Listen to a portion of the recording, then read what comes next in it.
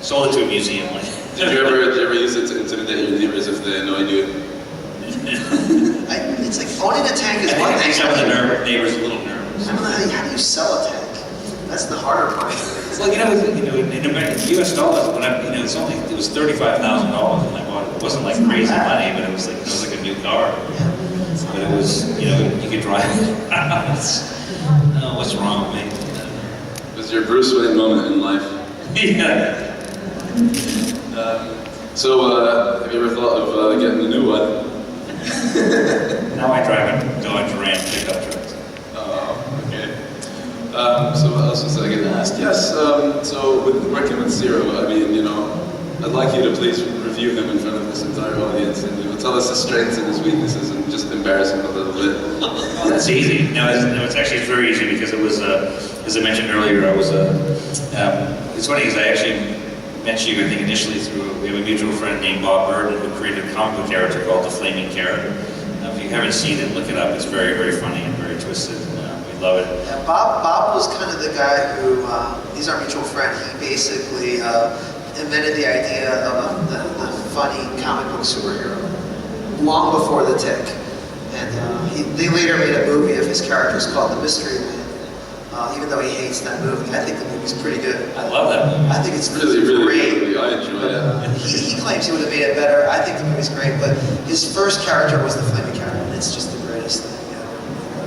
He introduced us because he knew I was a big Turtles fan, and I remember because he was like, I had a show that I created that had a really long name, but I didn't make the connection. He goes, hey, Kevin, this is Ciro. He has a thing he made too with a really long, dumb name. So, no, but it was like, as I've gotten to know Ciro over the years, it's like, he had I was a big fan of the Teen Titans work, and the one that I always mess up the title, Super Space Chimp, Monkey Force 9. Yep. Super Robot Monkey Team, Force Go. Yeah, Force Go. No, but I was a big fan of Ciro's work, and not only because he's one of those guys who can not only write, but he can draw, and really was very talented. And so we get to be friendly and try to work on a few projects together. But then when you get the Turtles gig, it was he sent me a note, and I was really thrilled. And what I do, I love that everything that Ciro puts into the show. It comes from such a wonderful place. Like when I first created the Turtles, it was really out of my love and passion for comic books and telling stories. And Ciro's same passion for telling a good story in comic book form or animation form comes from the same place. The purity of the most important thing is writing a story that like you were just talking about working on an episode for 16 months. If you're spending 16 months working on this particular episode, you better really love the story, really love what you do. And to me, it's like everything you see in the show, what Ciro and his amazing team of people that he gets to work with, Brandon, and so many board artists and talented animators that put together the show. It's very impressive. And I don't say it lightly. Because I've been doing the Turtles for 32 years, and I say that the Nickelodeon show is one of my favorite versions of the Turtles ever. It's irreverent, it's funny, it's meaningful, it's twisted at times. The martial arts is some of the best you'll ever see in an animated show. The dedication, they literally got martial arts masters, like teachers come in and help show them and help with some of the choreography for the stuff that they do. So no, it's my favorite version, and we can go on for about another hour and a half. Thank you. Love you. God blush. As my wife always says, "Oh, Ciro, we love you." We do. So, since you talk about martial arts, then maybe it's a good question. What's your favorite martial arts movie? It's about 1 million. Fist of Legend, that comes to mind immediately. Jet Li's movie, I think it was Jet Li's love poem to Bruce Lee, and where he goes through, sort of starts off and you see the intensity of the character, and as the movie evolves, he goes through, really embraces Bruce Lee's Jeet Kune Do sort of philosophy and changes up the styles, and each battle gets tougher and tougher, so it's a combination of Fist of Fury and Game of Death and all those things. But there are so many I've watched, Raid Redemption is the newest, sort of coolest, most twisted. Even, don't anybody cringe, but I really love the Matrix movies, especially the first one. Wu Ping is a choreographer. But I watch, I love anime, I love martial arts movies. I eat up just about every kind of, genre, horror films, action films, and martial arts and anime. I like the 36 Chambers, Gordon Liu. There you go. Master of the Flying Guillotine, so good. Without Master of the Flying Guillotine, there'd be no Street Fighter. All the Bruce Lee movies, Enter the Dragon is so awesome. And yeah, I don't know. I even like Kill Bill. I like Pai Mei. The Pai Mei scenes are so good, which is Gordon Liu again from the 36 Chambers. So. You know what's a cool combination is No Shaolin, Wu-Tang. In Cowboy Bebop, the movie is combining martial arts. So good. In the Cowboy Bebop movie, the fight with Spike and the bad guy up On the rooftop. on the rooftop is like some of the best, anime choreographed martial arts. I mean, somebody that really knew martial arts choreographed that scene. Watanabe-san is amazing. That's like, Cowboy Bebop's so high regards. One of my favorites. Yeah, it's the best thing ever. Yeah. And like the first few episodes, you're like, I don't know, and then you're like, I gotta binge watch it slower because then I'm going to start over. It's so good. If you guys have never seen Cowboy Bebop, just watch it, please. Okay, and another question completely unrelated, but since we grew up in the Middle East, we didn't have a lot of official channels to get Ninja Turtles stuff, so we've come across a lot of bootleg Ninja Turtles memorabilia. I remember one of my t-shirts was actually a Ninja Turtle. I think it was Leonardo, but he was also Raphael because he had a blue bandana, but he had the size of his hands, and he wore the Palestinian headdress, and there was like a Palestinian flag on it. I don't even know where I got it. It's an incredible t-shirt. I wish I could still find it. But have you ever come across any bits of bootleg memorabilia that have really stood out to you? And if so, what's your favorite of those? I think yes, a bunch of them. And that's we'd always get these awesome gifts, like fans would mail us gifts from around the world, and they would send us some of the bootleg stuff. I'm trying to think of the funniest one because there was so many. They call them, Mass. It was like Mass Ninja, and it was like one of those wind-up toys. They sort of, wind it up, and they walked really funny, and they spit sparks out their mouths. It was like a Godzilla thing. With some of the versions of the Turtles pirated things. You have actually. Last time I was in your office, you had a couple really funky cool ones. Really weird ones. I wish I had photos for you guys because I can describe all the pictures. You would just freak out. There's one. It's called Ronin Frog or something, and it's like they're like literally frogmen with swords, but they're on horses, and the horses are motorized. It's terrible. Yeah, and they have these huge boxes with beautiful artwork that's just awful. And then I have a repurposed GoBot bootleg that's piloted with five Ninja Turtles, and it's from Korea. And I think the translation is Psycho Turtles. But the best thing I bought it off of eBay. Someone did an oil painting of Donatello and Mr. T, which is a famous American TV personality. Yeah, I don't know if you know him. He was in a Rocky movie too, and they're playing cricket. It's really, and they Donatello and Mr. T playing cricket? Yeah, it's the best. It's an oil painting. I bought it for $20. It's so good. It's in my office. I put it up everywhere. People come over to take pictures of it all the time. No, I love that. You might find it online. If you type in my name and Mr. T turtle painting, you might find a picture of it. It's amazing. Yeah, so my favorite, because Playmates has been the company that's made the Turtles toys from actually since the very beginning. And some of my favorite versions, like they did a set of because I'm a huge Star Trek fan. They did a set of Star Trek Turtles, which I love. Those hang in my office to this day. And then they did a set of Universal Monsters as turtle characters, and the Rock and Roll Turtles. I love turtles. Yeah. Punk Rock Turtles. Yeah, there's like a weird Flavor Flav Michelangelo turtle. He's like a rapper MC, Mike. And he's got a guitar too, I think. I used to own that toy. Or he's like, it's where he has the clock. Yeah, it's a good one. The glasses. I think that was an official one, by the way. Oh, it's official. I think so. Yeah, I had the kind of. That's the beautiful thing about Playmates. Every toy they make looks like a bootleg. Yeah. Actually, they did Turtle Trolls. Remember those? Yeah, those are official. Yeah, those were official licenses. Alright, so I want to keep asking you guys questions, but apparently we're about to run out of time, so we're going to switch over to the audience for Q&A. Aww. 10 minutes to wrap up? Awesome. Do you want to do some microphone for the audience? Oh, thank you. Hi. Hello. For Transformers, there was GoBots, and for Teenage Mutant Ninja Turtles, there were Street Sharks. So, what did you think of like that whole franchise and how it tried to piggyback off the TMNT success? Actually, what did it say? Just repeat it again.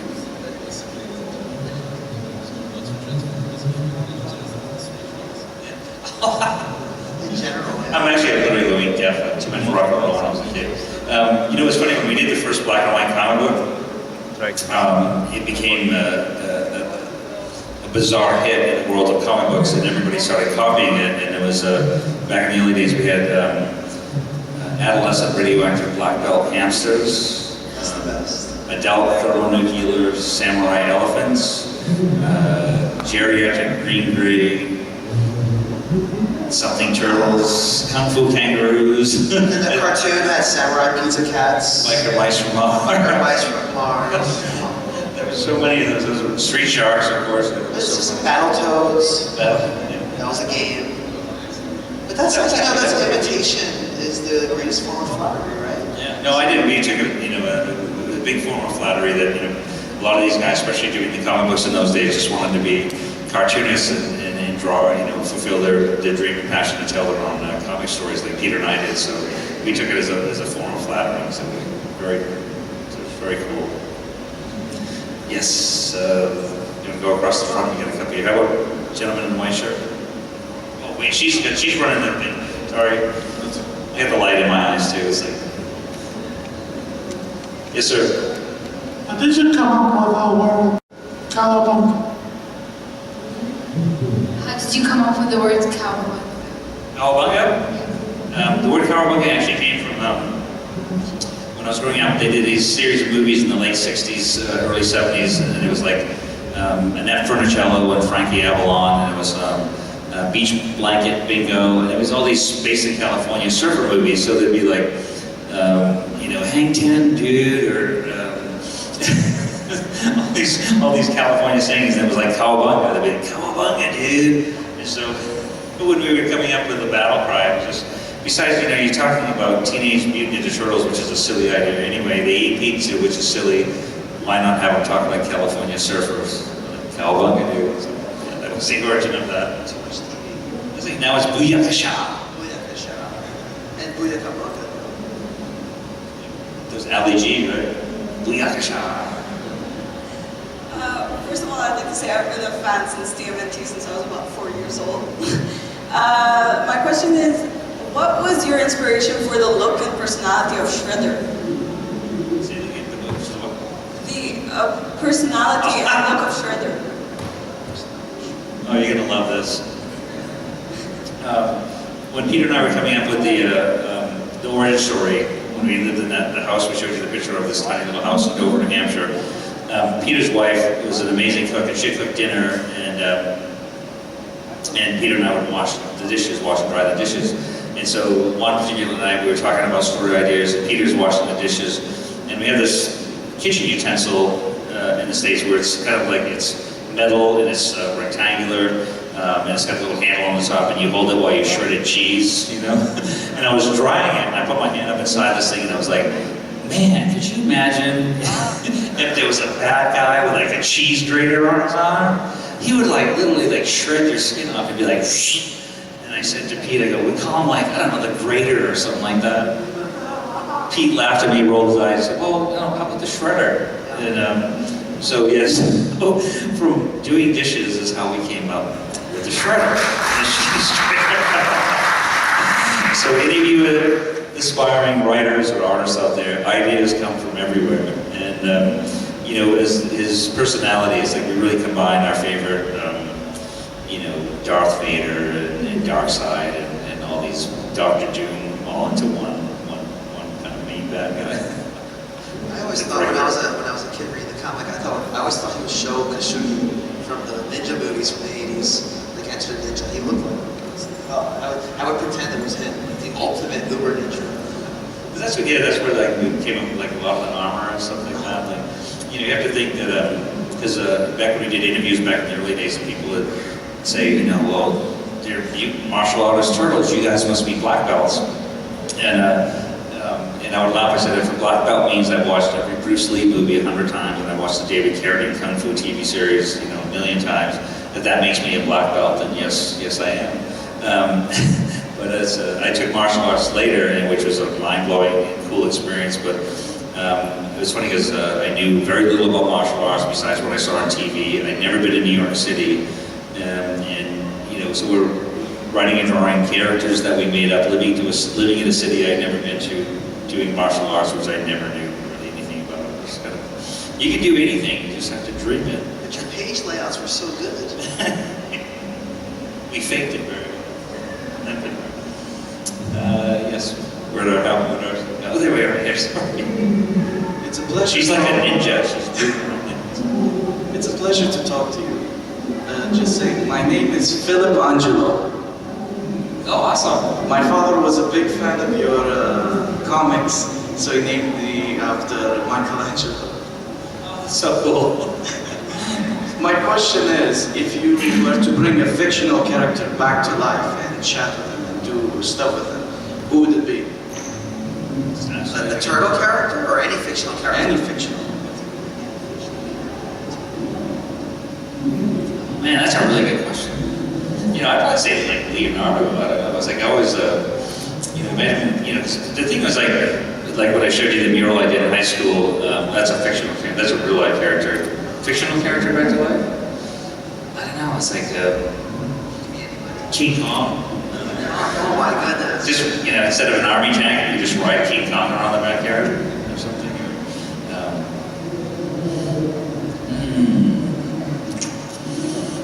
Man, I'd love to meet, I'm still stuck on Leonardo. I'd love to meet Leonardo da Vinci. And that was like, to me, what was so cool about him as a character was like, he was, you know, studied biology and all of his inventions. Actually, there was a museum show that went through our town recently that had all of, somebody had actually gone through and based on Leonardo's designs, built all of his equipment to scale. And, If I had to pick someone, I think it would be Optimus Prime. Optimus Prime. Yeah. And then he could drive me to work. You could have your Optimus Prime, and I'd have my King Kong, and we just meet That would somewhere. work. Yeah, King Kong could just Duke it up. plug in the back of the trailer. We could just go and drive to places and hang out. Have strange picnics. I know. But I'd have to get out of the truck before he transforms, where it would explode into a bloody mess. Awesome question. Hello. It's nice to meet you again. Nice to see you. Before I ask my question, I need to say that if they ask me to choose one superhero from any universe, for sure I'm gonna pick Ninja Turtles, because I do believe that they are a well-detailed character, and there is a deep character. Each character is so deep.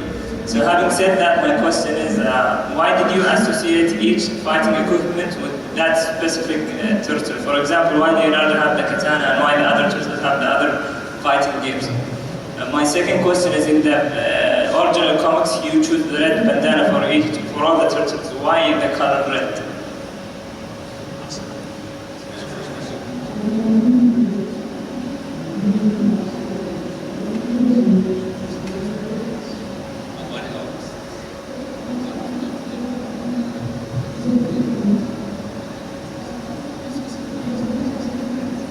You know, that's a really good question. You know, it was so accidental and random. It was actually, you know, we just knew that when we created the character of Leonardo as the leader, we chose the katanas for Leonardo because it was it seemed more like a leader type weapon, like a samurai weapon. You know, using the swords, and it took great skill and more of a true samurai.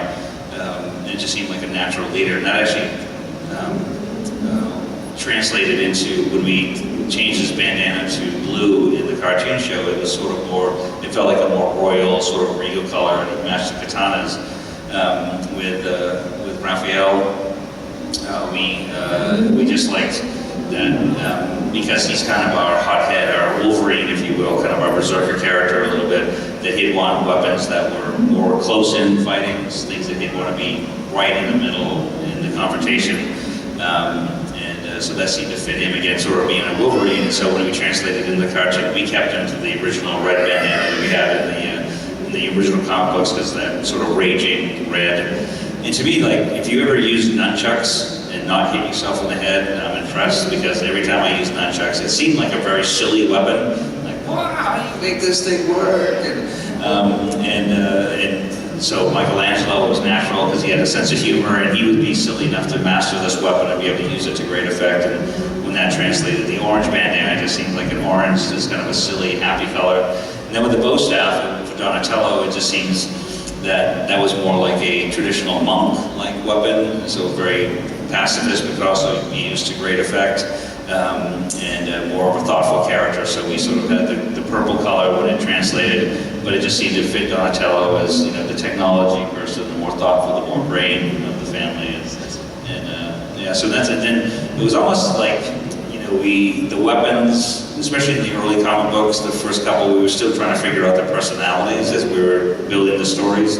And so almost the weapons helped us develop the personalities for those characters, and sort of one really fed into the other really, really well. So, yeah. There was a second. Did we get both questions? Was there a second? Because I had a lot of red paint left over. Back in those days, it's like even back in the early days, it's like I worked in a restaurant. I cooked food as my real job, so I could pay my rent. But I could also eat at the restaurant, and then I would have money left over, so I could actually buy art supplies. And I think we had a lot of red left. Yeah, red, that works. Thank you for your question. It was nice to meet you as well. Hey, my question is, what do you think about the MEFCC as everyone? That's all.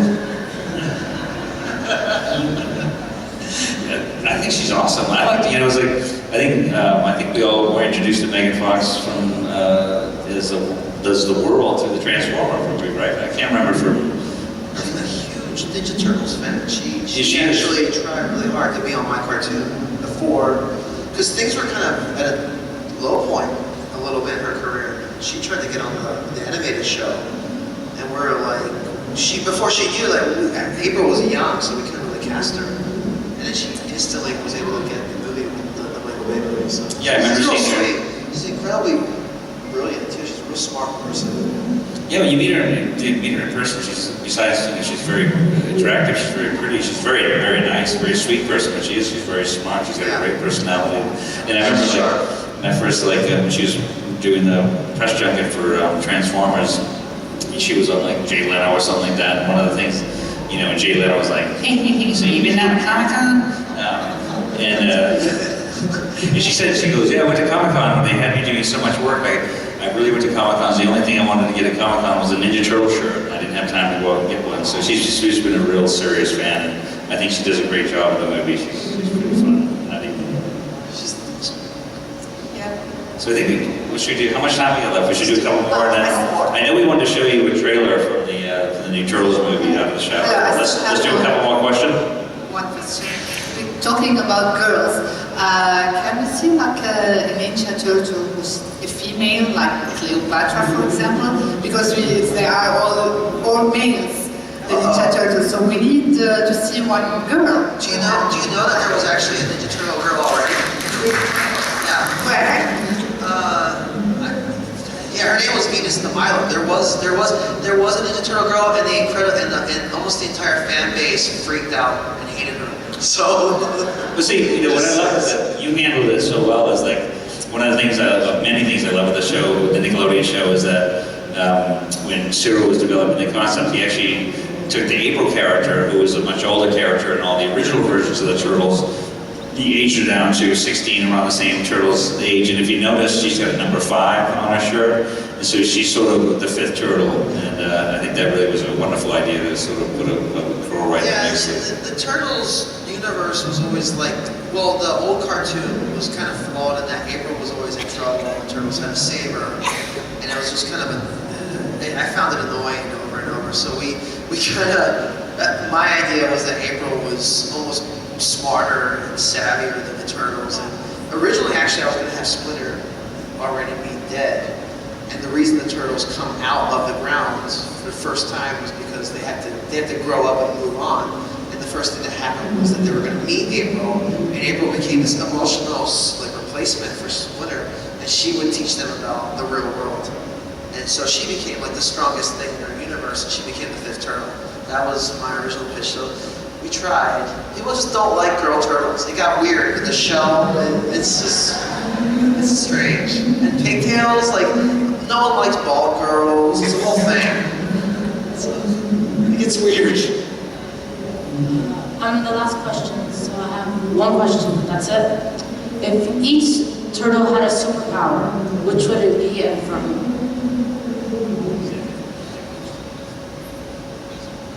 Each turtle has a superpower. Man, if each turtle had a superpower, what superpower would it be? That's a good one. Like, you could have some real fun with that. Let me see. One of them would want to be invisible, because it's like, who would fly, who would want to be invisible? Oh, Michelangelo would be great, because he could do practical jokes all the time. He could be invisible. Well, Michelangelo would almost like the ability to manifest pizza at any time. Like, he would waste his superpower immediately on his stomach. Raphael would be like shoot laser beams out of his eyes or something. I don't know. Like he had the ability to explode people's heads with his mind. Right? It's like scanners. So Donatello would be the psychic then? Maybe. Professor X of the group. Professor X. Leonardo would probably be more like a Superman character. I don't know. He'd be like one of those characters that'd be like, because he seems like the. When you did, I remember there was one of the little short stories that might have been in the game manuals, and later it was reprinted. I forget where, but they went out for Halloween and they dressed up. Wasn't one of them dressed up as Superman? Who was it, Leo? Yeah, I think it was Leo dressed up as Superman. And then someone was Raph dressed as Big Chap, the alien from Alien. Yeah, that was really fun. And, we had Michelangelo as a clown. Raphael was dressed as an alien from the movie Alien. Yes. Yeah, we have to think, what would Donatello? Donatello would probably be better at invisible. Then he could disappear when his brother started annoying him. And he'd go hide somewhere and work on his inventions. But thank you, that was a good question. Where's our I think this is the last question. Was that you want to do one more? Or is that question? So now I think we want to show a clip from the new film. Yeah, you guys want to see a clip from the new movie?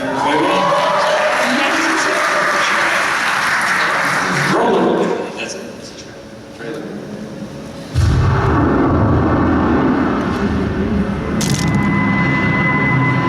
What's happening out there, Donnie? I don't know. It doesn't look good. Gear up, guys.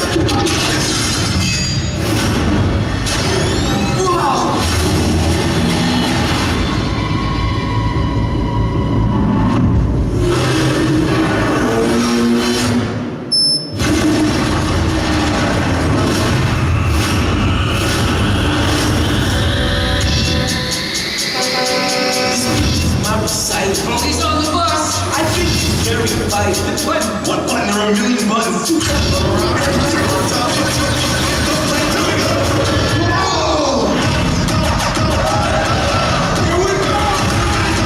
What are you? Superheroes? Just four brothers who hate bullies and love this city. Well, this never works out well for you.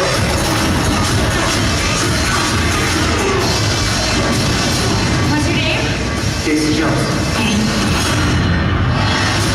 One question.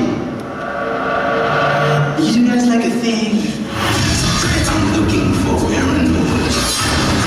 We could work with that. Me too. This is gonna be good!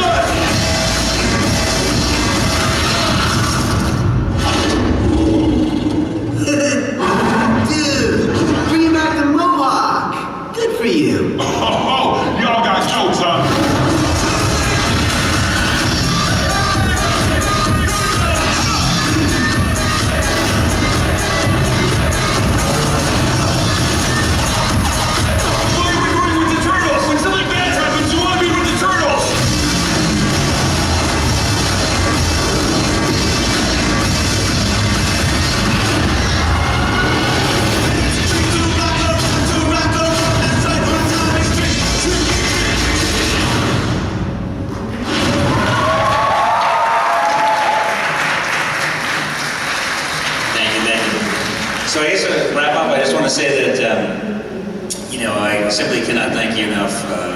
Thank you, Nickelodeon, for inviting us here to enjoy this wonderful city of Dubai. We can't thank you fans enough for making us feel incredibly welcome. You guys are just super awesome. We hope that maybe you'll invite us back again next year, and we'll get to spend some more time here. But we've had a wonderful time. We thank you all very, very much for making us feel welcome and special and honored. We appreciate you being fans. So thank you again. See you soon. Thank you guys so much. Thank you, Kevin.